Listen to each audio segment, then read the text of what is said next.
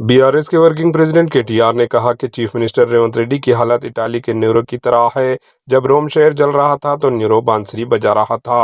तेलंगाना भवन में खिताब करते हुए केटीआर ने कहा, 48 घंटों में 7 किसानों ने खुदकुशी कर चुके हैं और 8 वर्कर्स टनल में जिंदगी और मौत की लड़ाई लड़ रहे हैं।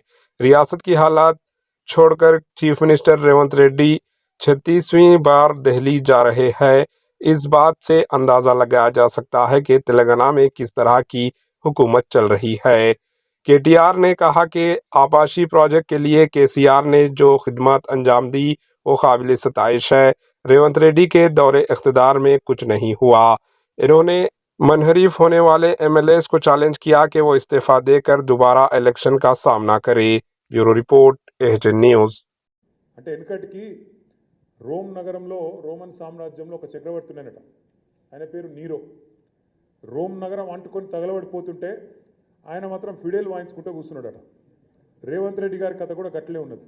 ఎందుకంటే ఓదికి ఇక్కడ 7 రైతుల ఆత్మహత్య 48 గంటల్లో 8 మంది కూలీలు ముఖ్యమంత్రి గారి సొంత జిల్లాలో అక్కడ సొరంగంలో ఇరుక్కొని పోయి ఉన్నారు. ఇది ఏది సోయలేదు ఆయన.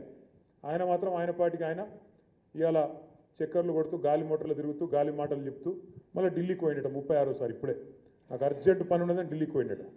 35 సార్లు పోయి పీకింది ఏంది, 36సారి పోయి పీకేది నాకు ఇలా అడుగుతా.